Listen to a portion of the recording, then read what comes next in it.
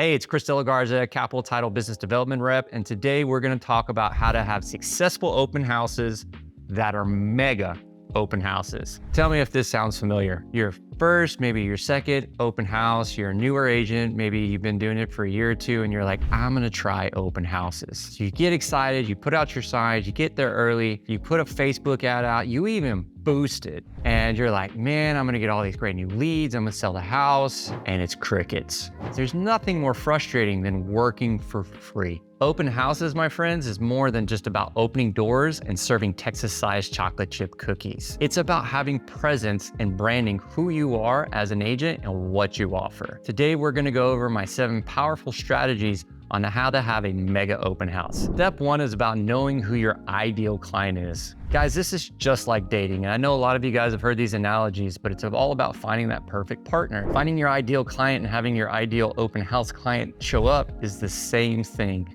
You want to be targeting the person you want to attract. If you're looking for that ideal client, you want to have that step-up buyer. That way you're not looking for 1 transaction, you're actually looking for 2. You're getting the person that's moving out of the first-time home purchase for the secondary home, so now you get to sell and you get to help them buy. This is a win-win for this type of scenario.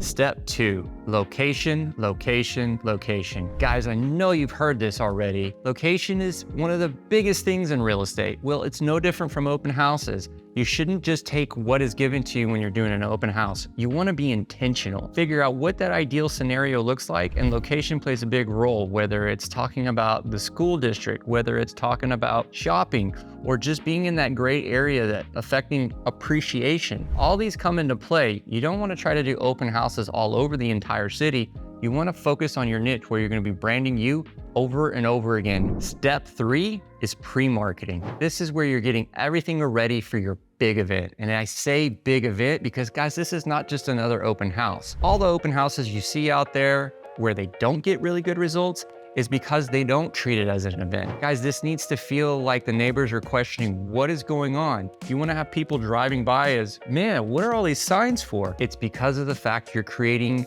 the anticipation of curiosity. You want people to be asking what's going on so they show up at your open house. You're gonna be doing email blasts. You're gonna be doing syndication to all the third-party websites. You're gonna be sending mass mailers out. This is where you're trying to get 25 to 35 people to show up so you stack the numbers in your behalf. Step number 4, this is my biggest one I like to implement because this is gonna make or break you in your success for your open houses. Signs. Guys, stop putting out these teeny tiny signs. Be obnoxious with your signs. You need to have a sandwich sign for your main intersection. It needs to be 3 foot tall. It needs to be corrugated plastic. It needs to be large. Just driving by in my own subdivision this last weekend, and I literally saw a little 1x1 or 2x2 on the opposite intersection, and I'm asking myself, how is anybody gonna see this sign going through a major intersection? You're not looking for where the open houses are, you're trying not to hit a car. Volume of the amount of signs is huge. Don't do 1 sign, don't do 4 signs. Guys, don't do 10 signs, do 15, 20, 25 signs. Just think about it. The more signs you do, the higher probability more people are gonna show up. So how many people do you wanna show up to your open house? Remember, it's not just a regular open house, it's a mega open house. It's a big event. All right, guys, we're on to step 5, and this one's a little bit more detailed. This is all about the setup. And what I mean by setup, we're gonna talk about a couple things here. First of all, picking out your open houses, and I said it, picking out. You don't wanna do open houses on all your own listings. It's not a bad idea, but sometimes your listings are not great for the house that you should be doing an open house on. If your open house is 8 to 9 turns into a subdivision, don't do an open house there. People are gonna get frustrated and lost, and they're gonna give up way before getting into where they should be going. Get something that's less than 4 to 5 turns into the subdivision so it's easy to find. If you're near a new construction area, that's a fantastic place to do an open house because they've already got signs out. So piggyback off that traffic that's coming in for new construction already and do an open house there.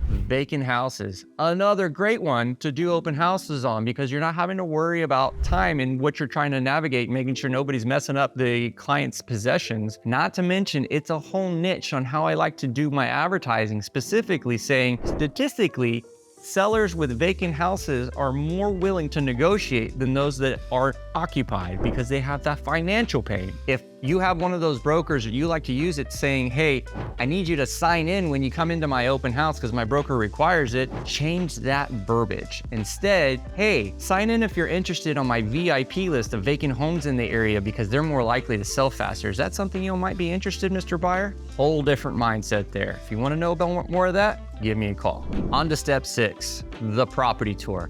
Now, this one's crucial because if you've done your homework properly and you've done your setup properly, you're gonna be busy because you've got 15 to 20 people in there. This is where you're not focusing on spending way too much time per person. You're very intentional of going in, building the rapport. It's like speed dating. You wanna get in, you wanna get the content, but you wanna build a rapport. But if you've already picked up content knowing that either they have an agent or they're just tire kickers and they're not really serious, move on to the next. But be strategic, and if you've gotten really good at this, this is where you want to bring your lender or another realtor in your group or from your brokerage such that you get a team atmosphere going and you can accomplish more. Last and final step, guys, follow-up.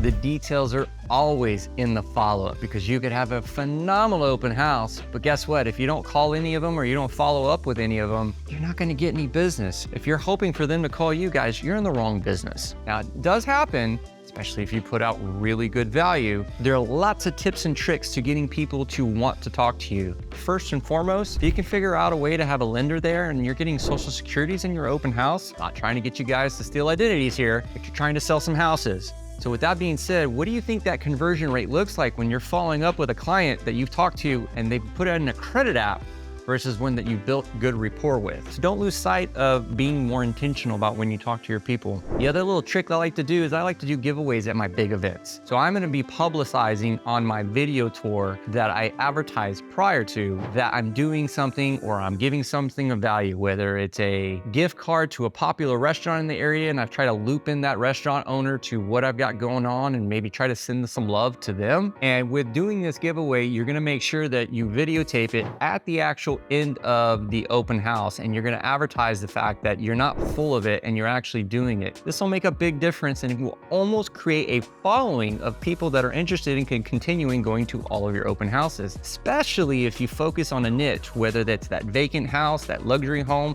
houses with pools, whatever your niche is.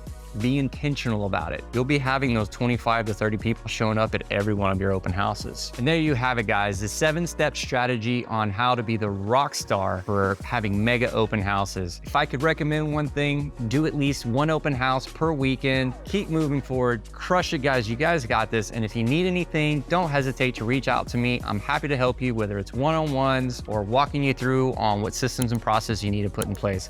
I look forward to it. Have a good one.